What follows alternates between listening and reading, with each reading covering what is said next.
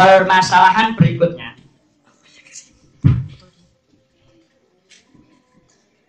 Tentang batalnya puasa. Ada macam-macam. Yang kemarin disebutkan diantaranya adalah karena jima, onani, kemudian muntah yang disengaja. Yang nomor 2 sekarang.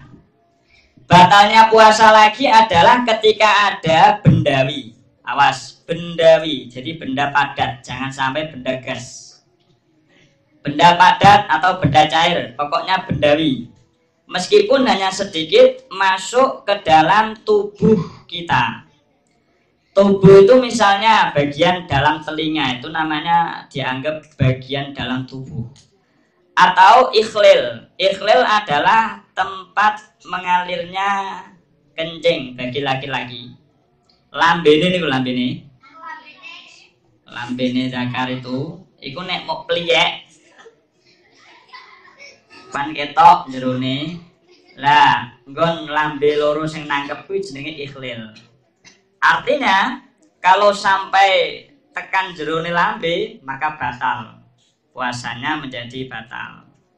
Tapi nek jek njaba gak sampai mlebokke menjero banyune, maka itu tidak masalah. Atau lagi yang dianggap batal adalah ikhlilul laban. Nggon mlebune poan, nggon metune poan.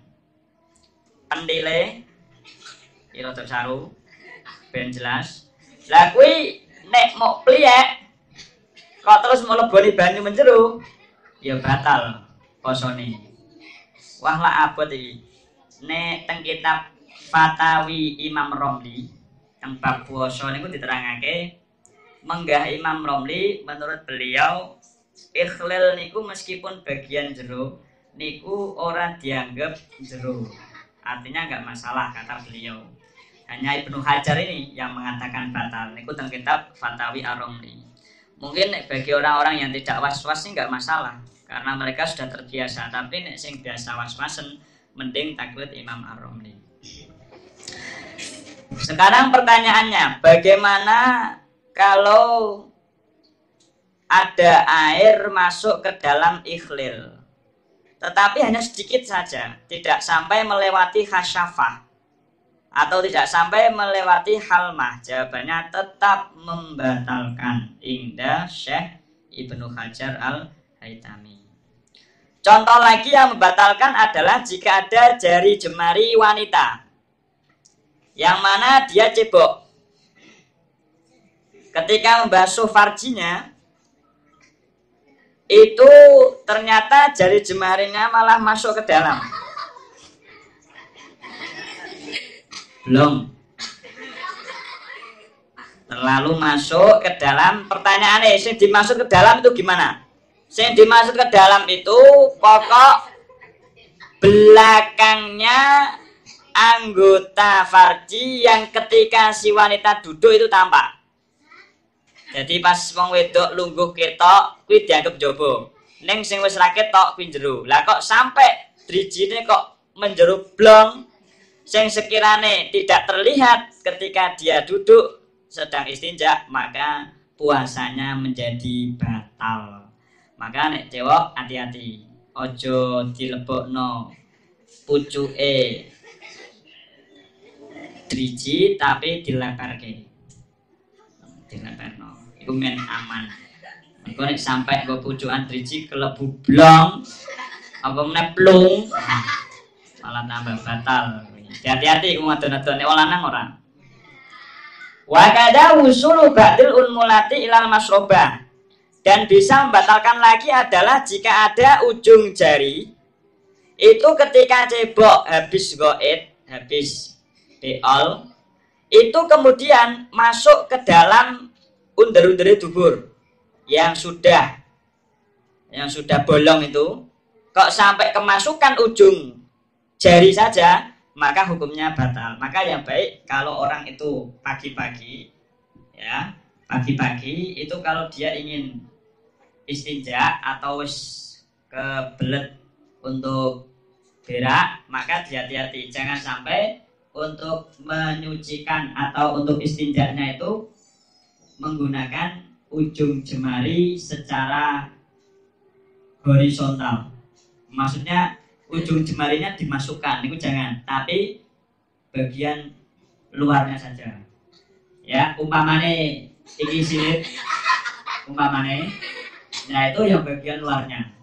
Bagian luarnya saja, jangan sampai masuk ke dalam. Kalau masuk ke dalam, maka puasanya menjadi batal. Niku hati-hati tenan, karena bocah-bocah biasanya nek ngising ora tahu ngelmune, akhirnya ujung jarine masuk ke dalam, maka hukumnya batal.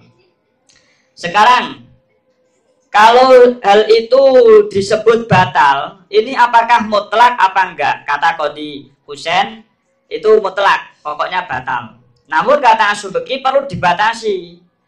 Maksudnya bisa batal itu kalau memang sudah masuk ke dalam.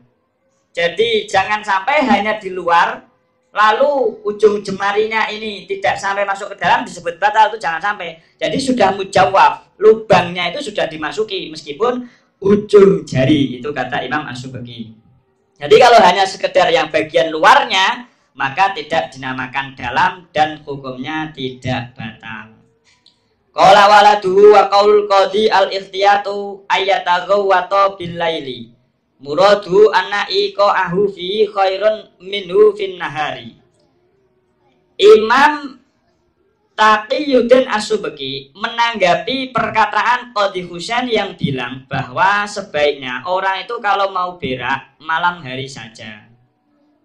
Ini maksudnya adalah kalau orang itu punya pilihan, ya sebaiknya dia malam hari. Agar apa? Jangan sampai ada sesuatu dari tangannya masuk ke dalam ke dalam masrobahnya. Jangan sampai masuk ke dalam pantatnya tadi, jangan sampai. Artinya jika dia itu memang tidak ada pilihan lagi, mau nggak mau harus berak di siang hari, ya tidak perlu ditunda-tunda sampai malam hari. Kenapa? Karena kalau kita menyuruh orang untuk menunda sampai malam, sama saja kita menyuruh dia memudoroti dirinya sendiri. Padahal agama Islam itu Hanafiyatis samhah, sangat mudah sekali dan tidak perlu repot-repot menyusahkan diri sendiri. Intinya kalau bisa berak itu malam hari saja. Kalau memang sudah tidak ada pilihan, sudah nggak bisa diempet, ya wis gimana? Pagi-pagi ya nggak apa-apa. Kalau dalam kitab I'anatul Thalibin diingatkan pula adalah orang yang posisi beraknya itu goetnya atau tinjanya, tainya itu bebelen, itu juga hati-hati. Jadi ketika ada orang itu tagawud deeki ngising kemudian taine bebelen, maka ketika dia tidak tahu ilmunya, lalu bebelen sing lagi metu separuh itu diketok nggawa pantatnya tadi, pakai dubulnya tadi diketok gitu, kemudian sisa potongannya ini tidak langsung keluar tapi malah ke dalam lagi, maka batal puasanya. Itu dalam I'anatul Thalibin begitu. Jadi hati-hati, jangan sampai potongan bebelen tadi masuk lagi ke dalam. Nah, terus pertanyaannya, kalau ragu-ragu nggak batal, nggak usah diceng. Ini kira-kira potongannya kemana ini? Nggak usah. Jadi kira-kira saja. Kalau memang kita dugaannya nggak masuk lagi ya nggak usah. Sekalian kalau manjat malah insya Allah itu nggak masuk. Karena kalau manjat kan langsung potong rampung ya.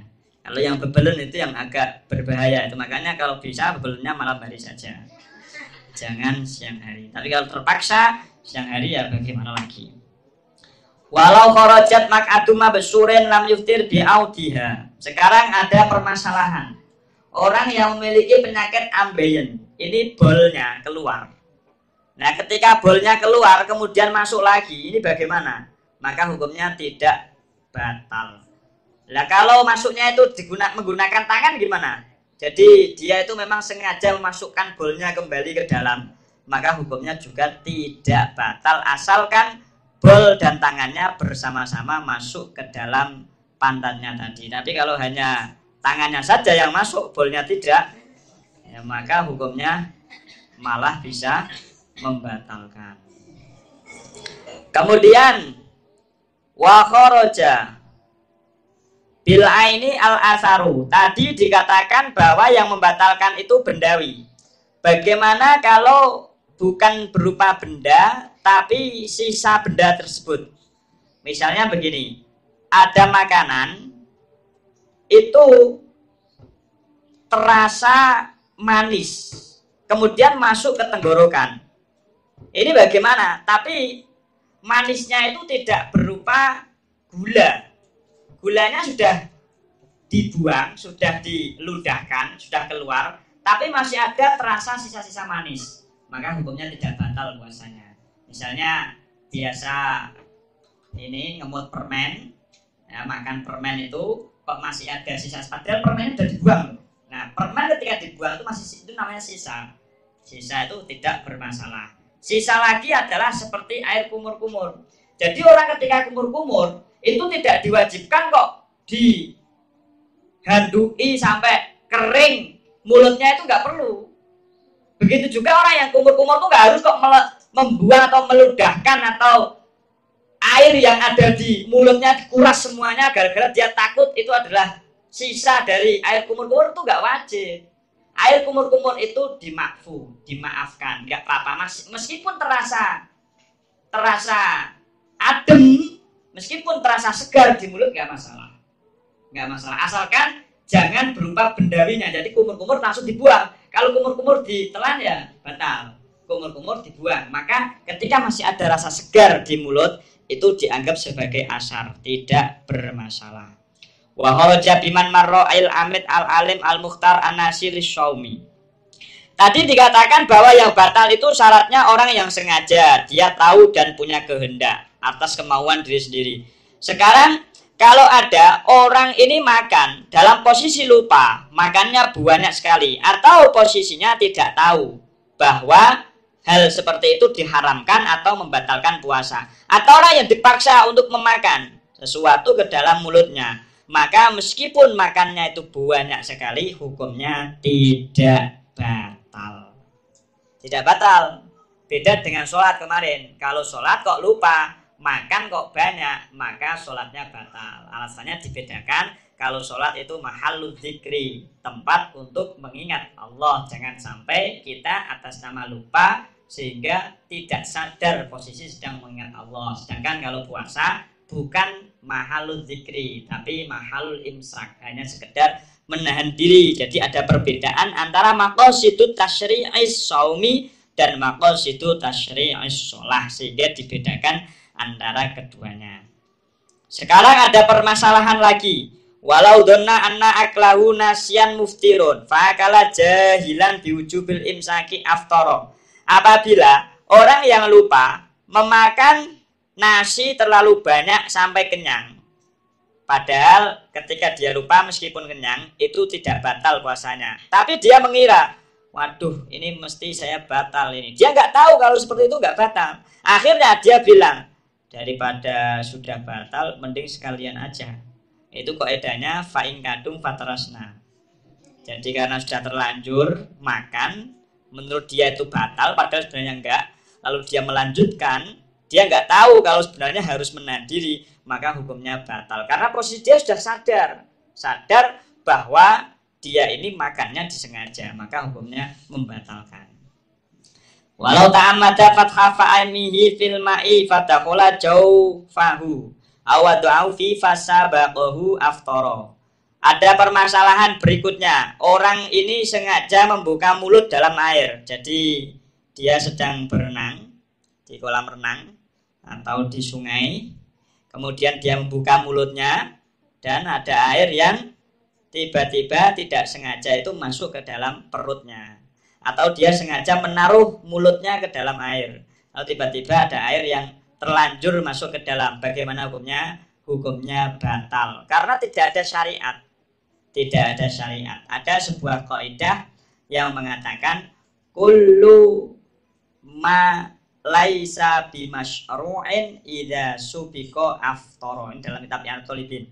Setiap perbuatan yang tidak disyariatkan kok terlanjur masuk ke dalam ketika puasa, benda lain masuk ke dalam, maka hukumnya membatalkan. Apa saja? Kullu ma laisa bimasyru'in idza subiqa aftara. Apa saja yang tidak disyariatkan kok tiba-tiba ada benda yang masuk ke dalam, hukumnya membatalkan. Nanti bisa dilakukan untuk contoh-contoh yang akan disebutkan. Pertama, dalam permasalahan ini, orang sengaja memasukkan mulut ke dalam air. Itu kan nggak disyariatkan. Nggak ada perintah dari Rasulullah untuk meminum atau untuk memasukkan kepala dalam air.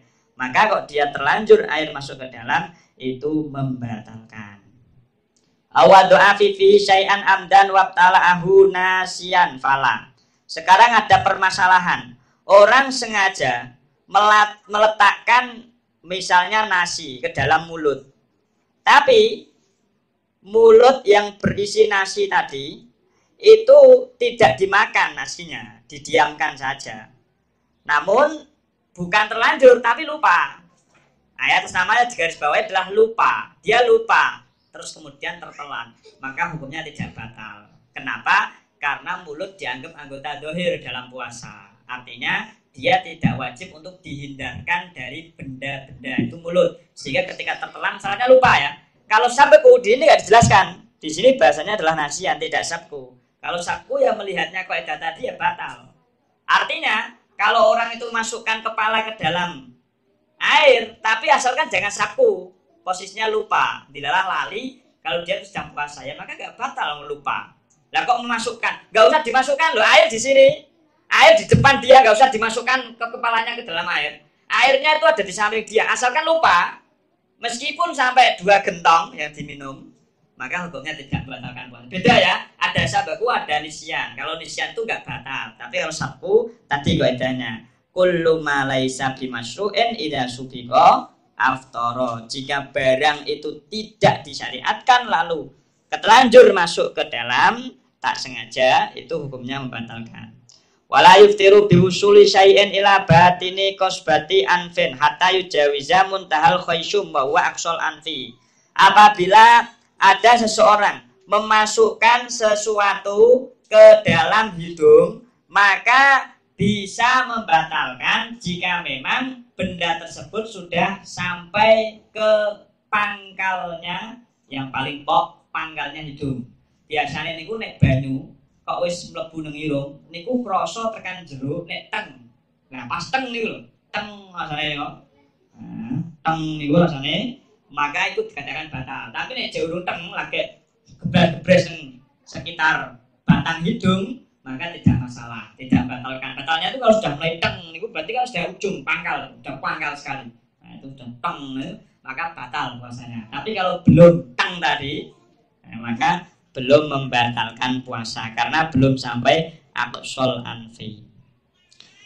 Kalau orang infus itu ya batal ya, karena dia kan kalau infusnya macam-macam. Kalau infusnya cuma ditaruh di luarnya hidung ya berarti nggak batal, tapi harus sampai masuk ya batal. Nah, ini ada pertanyaan, infus itu sebenarnya batalkan nggak?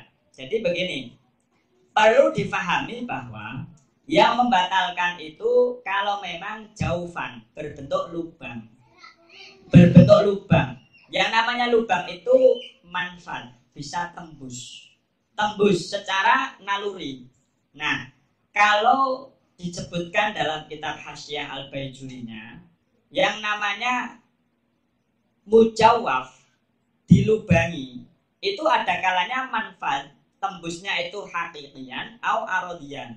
Memang secara naluri tubuh manusiawi itu berlubang atau dibuat-buat. Misalnya yang asli itu misalnya telinga. Jadi orang pakai obat tetes telinga itu hukumnya membatalkan puasa. Atau misalnya hidung tapi berupa benda cair atau padat. Kalau gas nggak masalah. Jadi pakai fixed inhaler itu nggak apa-apa karena dia hanya berupa benda gas. Jadi dia nggak berupa bendawi, nggak berupa ain, nggak masalah. Kalau obat tetes mata dalam khasiatan Qalyubi wa Umairah itu hukumnya tidak membatalkan. Bahkan wa in hassa fi halqihi, meskipun dia merasa di tenggorokan rasanya pahit. Kan ada itu obat tetes mata, rasanya itu pahit bahkan sampai di tenggorokan. Kalau seperti insto itu dingin, nggak berasa di tenggorokan. Tapi kalau seperti yang kuda lumping 2 itu apa itu? Pluto, lote, lote itu malah bisa terasa pahit sekali, di tenggorokan sangat pahit, maka hukumnya tidak membatalkan puasa meskipun terasa di tenggorokan. Karena apa? Karena mata tidak dianggap manfaat, tembus, tidak tembus. Misalnya lagi tembus adalah tenggorokan, tenggorokan itu juga tembus. Nah, sekarang yang nomor 2 adalah manfaat tapi arodi atau aridi, dia itu baru. Maka misalnya perut sengaja dilubangi dan terlihat, syaratnya itu bisa terlihat tembus ya. Dia tembus memang bisa dimasuki. Jadi kalau hanya lewat masroba, hanya lewat pori-pori seperti infus lewat pori-pori, itu nggak membatalkan puasa menurut kaul yang muktamad. Tidak membatalkan puasa. Itu yang membatalkan puasa itu dhaif gara-gara mengikuti Abu Hanifah. Abu Hanifah mengatakan batal itu sesuatu apa saja yang membuat diri menjadi kenyang meskipun lewatnya udara. Jadi kalau ada orang kok makan udara, itu bagi Abu Hanifah kalau dia itu kenyang ya, maka hukumnya batal puasanya makan udara itu, karena dia bisa membuat tubuh menjadi taqawi, menjadi kuat dia. Tapi kalau Imam Syafi'i harus berbentuk manfaat, tembusnya asli atau aridi. Jadi apa yang dikatakan oleh Syekhina dalam Riayatul Himmah To'ah, bahwa beliau mengatakan si jingain maring bolongan mengane tuwet tan mengo, nah kan gitu ya, si jingain maring bolongan mengane tuwet tan mengo, itu jangan sampai terus punya pemahaman suntik batal, infus batal gara-gara saya kena ngendikan tuwen tan mengo. Ini perlu dipahami, tuwen tan mengo yang disebutkan oleh Syekhina itu dikoyidi. Itu beliau sebenarnya kan ikut dalam Fathul Qorib. Bahasanya kan javan au ghairo jawab, menjawab lubang mengo atau tidak, yang fatih atau yang fatih atau ghairu yang la yang fatih. Bahasanya Qorib itu kan yang fatihu ing fataha amla, baik itu terbuka atau tidak. Tapi ternyata di bajurinya amla ai aslian, tidak terbuka aslinya, tapi yang fatihu ardian, tapi akhirnya dia juga terbuka. Jadi syaratnya mutlak harus terbuka tempat yang dianggap berlubang tadi, harus ada manfaat, harus ada manfaat. Jadi infus menurut utama tidak batal, suntik menurut utama juga tidak batal, meskipun ada ulama yang menyebutnya batal, sebagaimana dinukil Al-Barois itu dalam kitab Tamilul Ikhwan, itu ada ulama yang mengatakan batal tadi. Itu sebenarnya berkiblat kepada mazhab Hanafi yang mengatakan apa saja yang bisa membuat tubuh kita kuat atau setidaknya bisa menggantikan posisinya nasi, hukumnya bisa membatalkan. Wala yuftiru birikin tohirin sorfin ay khalisin ibtala'ahu min ma'danihi atau min ma'dinihi. Kemudian puasa itu tidak batal hanya karena menelan ludah suci yang murni dari asalnya. Maksudnya asal ludah itu mana? Asalnya ludah adalah seluruh tubuh. Tempat bersemayamnya ludah adalah seluruh mulut ini. Seluruh mulut ini meskipun ludahnya diambil dari sela-sela gigi, dari ujung tenggorokan, dari atas-atasnya mulut, itu semuanya tidak membatalkan puasa. Bahkan meskipun berniat dihimpun ludahnya. Jadi ana wong poso ngemeno idune diklumpukke. Mentok wakwan, terus dilek. Maka boleh, tidak batal. Jadi gantine ngombe enggak masalah, asalkan harus tetap di tempat asalnya, yaitu mulut, jangan sampai keluar. Kalau dia sampai dikeluarkan menggunakan lidahnya dari mulut, maka hukumnya batal puasanya. Jadi harus masih di dalam mulut. Bahkan meskipun dibantu dengan siwak. Jadi misalnya siwak dimasukkan ke mulut sehingga merangsang ludah untuk berkumpul. Akhirnya dia berkumpul, tidak masalah. Amalawit tala arikon ijtama'a bila fi'lin fala yadurru qat'an. Sedangkan apabila dia menelan ludah yang berkumpul sendiri, maka sepakatnya ulama itu tidak masalah. Wa kharaja bitahhir al-mutanajjis. Tadi disebutkan bahwa ludah yang tidak membatalkan puasa ketika ditelan adalah ludah suci. Pertanyaannya, bagaimana ketika ada ludah yang najis gara-gara tercampur dengan darah gusi? Maka jawabannya ketika ditelan membatalkan puasa meskipun ludahnya bersih dan tidak ada sisa-sisa apapun. Alasannya dikarenakan apabila haram menelan ludah yang najis, maka dianggap benda lain yang harus dijauhi. Namun, kata guru kami, tampaknya sangat-sangat boleh dimaafkan bagi orang yang teruji dapat musibah, darahnya itu, gusinya itu berdarah terus, giginya berdarah terus, sehingga dia tidak mungkin untuk menghindarinya, maka tidak apa-apa kalau memang dia mau menelan. Kata sebagian ulama, bagi orang yang terkena musibah giginya berdarah terus dan dia mengetahuinya sementara dia tidak bisa menghindar, maka puasanya sah-sah saja. Rahasianya berdasarkan pengalaman pribadi, itu kalau gusi kok berdarah bagi orang yang terkena musibah, itu kalau dibersihkan pakai air justru malah tambah banyak. Jadi orang kok gusinya berdarah, giginya berdarah, kemudian dibersihkan pakai air, maka tambah darahnya, nggak bisa selesai. Cara selesainya biarin saja, nanti malah bisa selesai. Nah, maka orang-orang semacam ini kalau memang dia sudah berusaha mengeluarkan dan masih ada, tidak apa-apa. Bahkan dalam Bughyatul Mustarsyidin itu mengatakan diperbolehkan menelan ludah yang terkena najis gara-gara darah yang ada di gigi itu, asalkan sofa bersih, darahnya pemutih, meskipun belum dibasuh menggunakan air, hukumnya boleh untuk ditelan, tidak membatalkan sholat dan tidak membatalkan puasa. Pernah saya teliti ringan, itu ternyata dari mazhab Hanafi mengatakan bahwa darah gusi itu tidak membatalkan puasa secara mutlak. Jadi malah ringan lagi nih, meskipun masih nampak. Alasannya karena ya musyamakah untuk memudahkan. Wis gelem posoan lumayan, jadi ngel-ngel malah tidak mau puasa nanti jadinya malah hormati yang tidak puasa nanti. Summa qala wa bisyarfi al-mukhtalitu bi tahirin akhar. Tadi disebutkan bahwa ludah itu tidak membatalkan dengan syarat harus murni. Sekarang pertanyaannya, apabila ludah itu bercampur dengan benda suci yang lain bagaimana? Misalnya ini, ada orang ini dia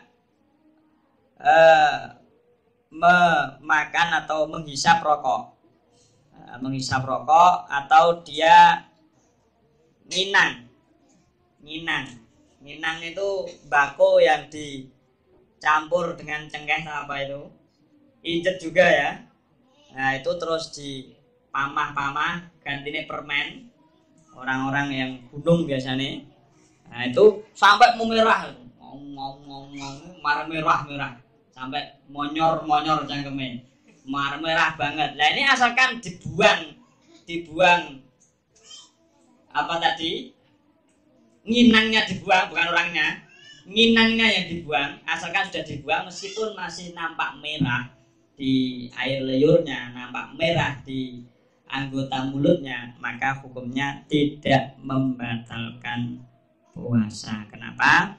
Karena itu sudah asar, kecuali kalau masih berbentuk air ludah yang merah gara-gara nginang tadi.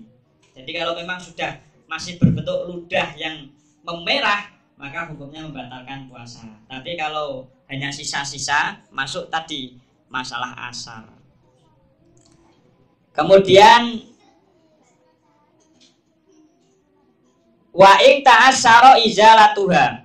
Bagaimana jika ada orang nginang, kemudian sisa-sisa merahnya masih nampak di ludahnya, masih terasa, rasanya masih rasa nginang, padahal sudah dibersihkan pakai odol, pakai sikat, tapi belum bisa, maka hukumnya masih tetap membatalkan. Sapa sing ngkon nginang ngono wae. Au bisubgin khita fatalahu bifamihi. Di antara yang membatalkan lagi adalah air ludahnya itu bercampur dengan benang, yang mana benang tadi bercampur dengan sombo. Apa ini?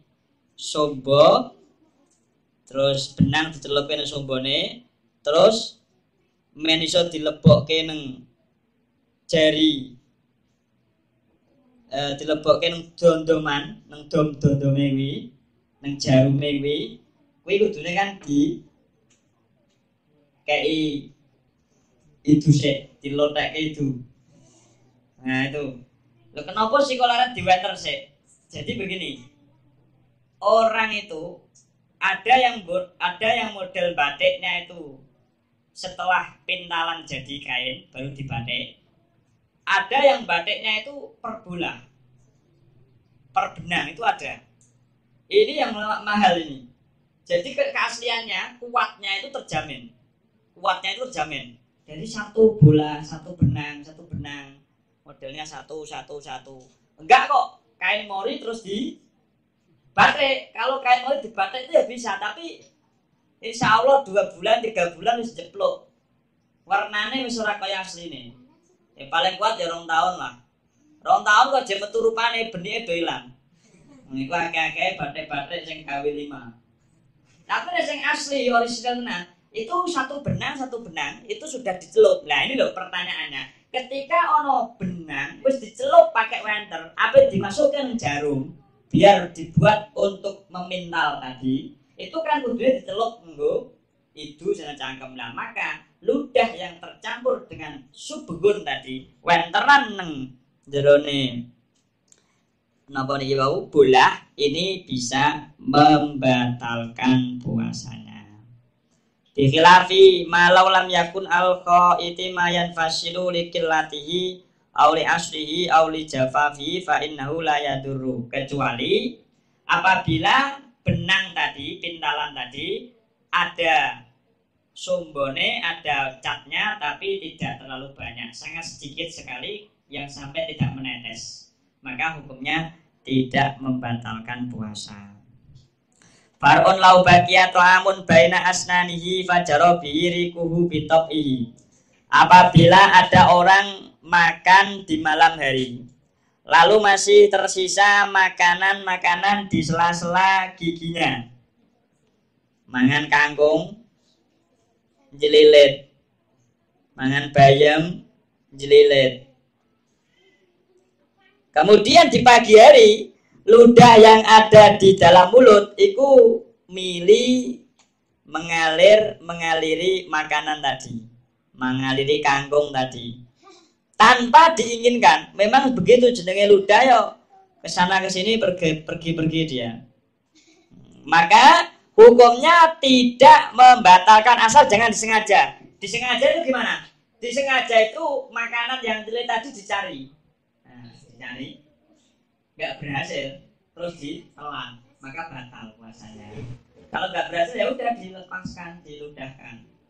Nah, kalau dilihat kok dicari dengan sengaja, namanya itu bilqasdi. Kok kemudian ditelan, maka membatalkan puasa. Jadi kalau sudah mencari dan nggak berhasil langsung dilepas. Dicari berhasil ya dilepas juga. Orang kok tadi kan nggak berhasil, berarti kalau berhasil ditelan, ya malah tambah batal. Wong wis nyoto terus itu.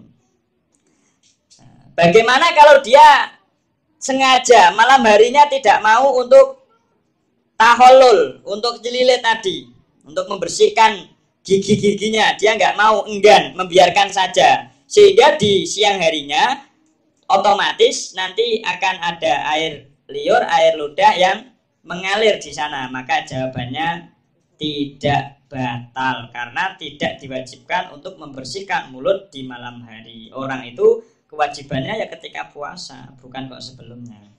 Namun memang disunahkan ya, setelah suhur itu sikat gigi, siwakan, kemudian jelilit, itu hukumnya sunnah muakkadah. Jadi kalau mau start puasa itu langsung sudah siap gitu loh.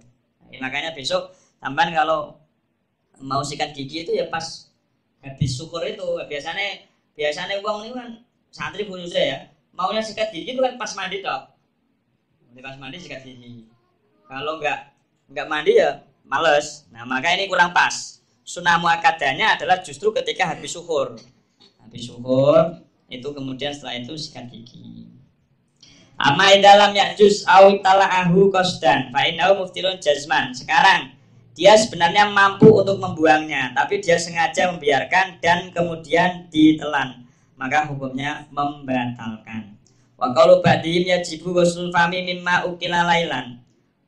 Kata sebagian ulama bahwa orang itu sehabis makan malam hari, suhur misalnya, wajib membasuh mulut, kalau enggak batal puasanya. Itu kata guru kami salah, ucapan seperti itu keliru, enggak ada kewajiban. Malam ya malam, siang ya siang, urusannya beda-beda. Wala yuftiru bisa bertimain jaufamu tansilin an-nahwi jinabatin. Sekarang mencoba untuk menerapkan kaidah tadi yang mengatakan kullu ma laisa bimasyru'in idza subiqa aftara. Apa saja yang tidak disyariatkan kemudian air terlanjur masuk ke dalam, maka hukumnya membatalkan puasa. Sekarang contohnya, orang mandinya jinabat wajib. Misalnya wanita haid atau nifas yang sudah mampet kemudian mandi. Asalkan tidak menyelam ke dalam air, kok ada air yang terlanjur masuk, maka hukumnya tidak batal. Kenapa? Karena disyariatkan, wajib hukumnya. Wanita mandi karena habis haid, habis nifas, atau laki-laki habis jinabat, maka dia wajib untuk mandi. Nah, ketika dia diwajibkan mandi kok ternyata ada air yang terlanjur masuk, maka hukumnya tidak batal. Artinya, jika dia membasuh kedua telinga, lalu ada air yang masuk di salah satunya, maka hukumnya tidak batal, meskipun sebenarnya dia bisa membasuh dengan cara mendoyongkan atau miringkan kepala. Itu nggak wajib, miring-miring mandi itu nggak wajib. Jadi gitu. Atau sebenarnya dia mampu mandi sebelum fajar juga nggak wajib. Boleh mandi setelah fajar. Di sini dicontohkan adalah mandi jinabat. Namun dalam I'anatul Thalibinnya pokok masyru' apa yang disyariatkan. Nah, sunnah itu juga termasuk masyru'. Artinya kalau ada orang mandi sunnah kok ada air yang terlanjur masuk ke dalam, hukumnya tidak batal. Nah ini, jadi sampean, alhamdulillah ketika saya setiap kali mandi mesti sunnah. Tidak ada yang mandi saya itu ibahah, mubah. Kenapa? Karena niat saya minimal adalah izalatul adha, menghilangkan kotoran agar tidak berbau di hadapan teman-teman. Itu termasuk mandi sunnah. Mandi sunnah kemarin sebutkan buahnya. Mandi untuk Jumat, mandi untuk melakukan jamaah biar tidak mengganggu orang lain baunya, itu juga termasuk mandi sunnah. Atau mandi untuk taraweh, itu jadi minimal sampean ketika mandi pas puasa minimal sunnah statusnya, minimal mandi sunnah.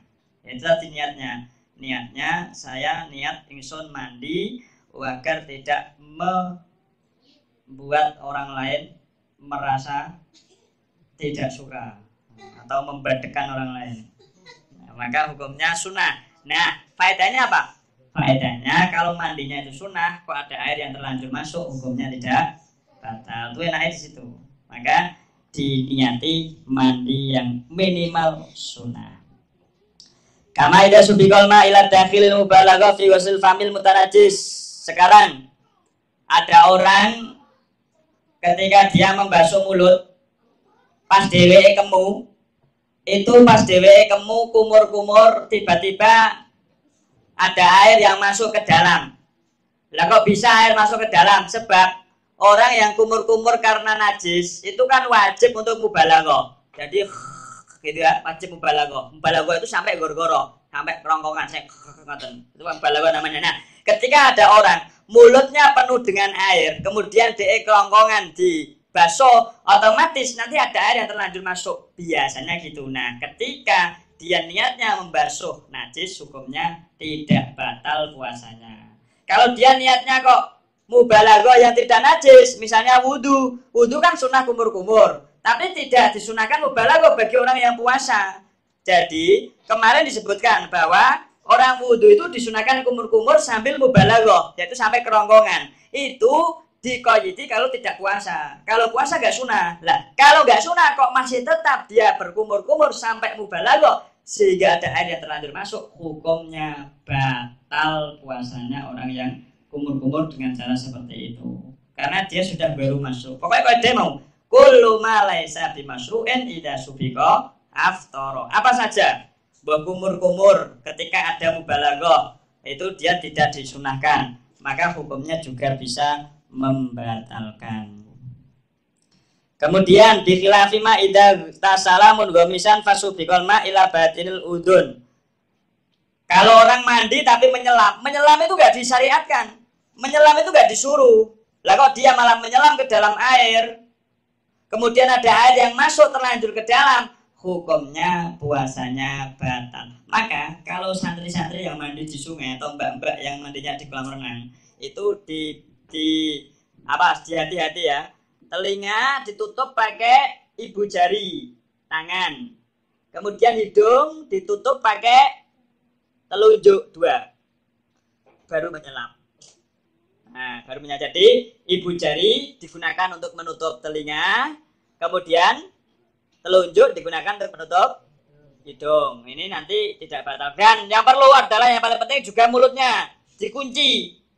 Percuma saja ini ditutup pakai kedua jari tapi mulutnya menganga. Nah, kemudian air masuk. Aduh, aku terlanjur nggak sengaja. Itu ya batal itu. Karena dia sengaja. Biasanya dia tanya bagaimana kentut dalam air itu batal apa enggak?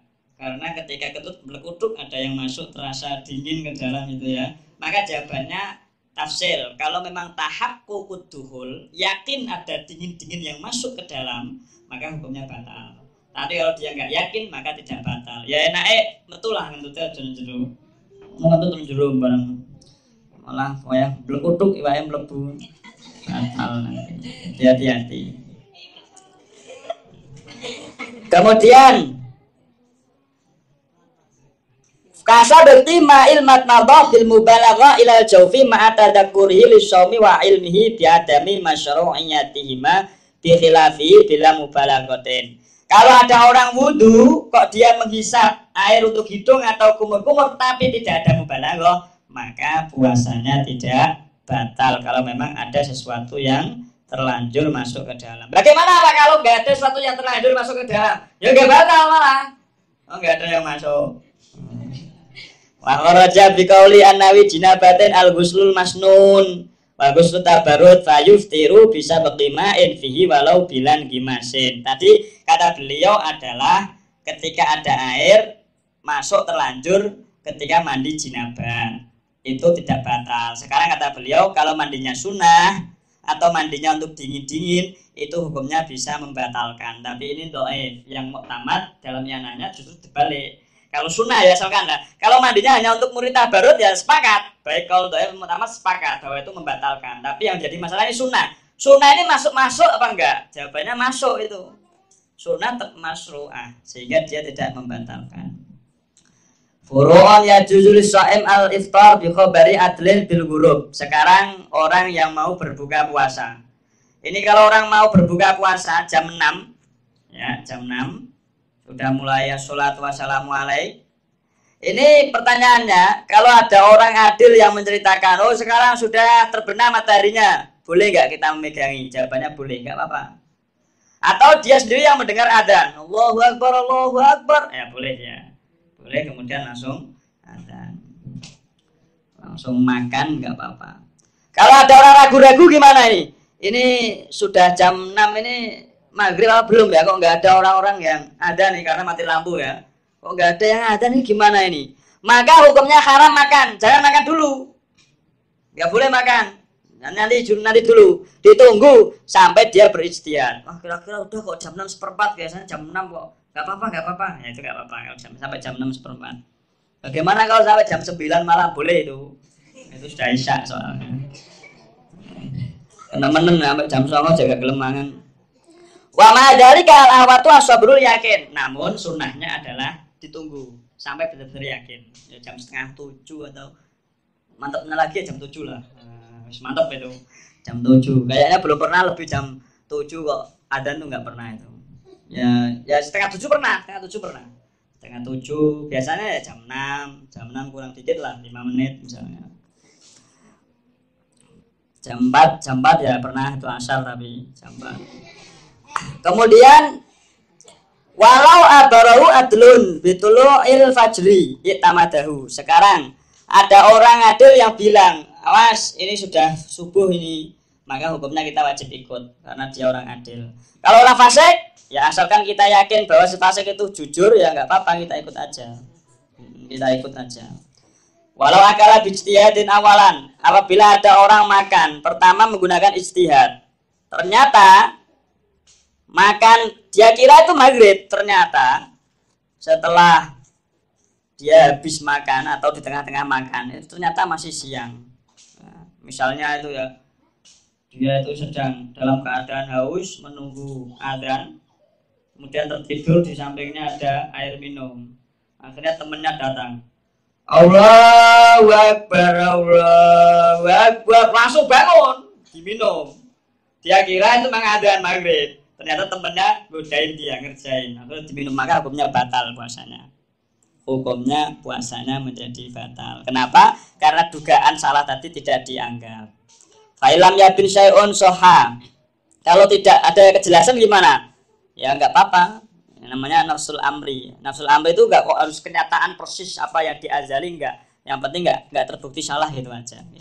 Ini maksud dari nafsul amri. Walau telah al-fajru wa fi famihi ta'amun fala fadahu qabla ayan jilam minu syai'un li jawfi soha saumuhu. Apabila adzan sudah berkumandang, fajar terbit, dan di mulutnya masih ada makanan, lalu segera dia meludahkan, dan tidak ada makanan yang masuk ke perut, maka hukumnya puasanya sah, nggak apa-apa. Jadi asalkan Allahu Akbar, langsung dibuang ya. Ojo Allahu Akbar dikit, nggak apa-apa, itu nggak boleh kecuali dalam buyah. Dalam Bughyatul Mustarsyidin disebutkan orang yang adzan subuh dan kita tidak yakin benar bahwa adzan subuh mereka itu pasti subuh, maka hukumnya kita boleh sampai selesainya adzan, makan nggak apa-apa.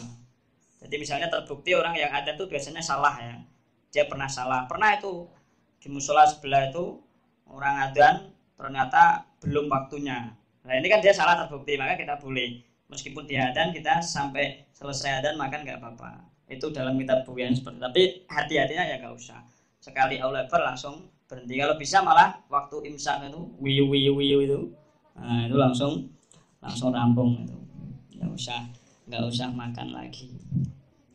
Kemudian wakada laukana mujami'an ingdab tidai tuluil fajri. Sekarang ada permasalahan, orang ini jima di malam hari, dipaskan. Nah ketika azan tiba, Allahu Akbar langsung copot.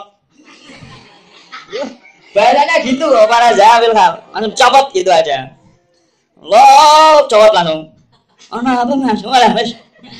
Maka hukumnya puasanya tidak batal meskipun dia mengeluarkan sperma. Kenapa? Karena mencopot zakar itu sama saja dia tidak mau menjima. Bagaimana sekarang pertanyaannya kalau dia tidak segera mencopot? Ya, tadi kaidahnya fa'in kadu fatras. Nah, maka puasanya batal, dia wajib membayar kafarot dan wajib qadha. Jadi sehingga langsung dicopot aja, nggak usah pakai lama-lama. Sumakola ayubahu fitrun.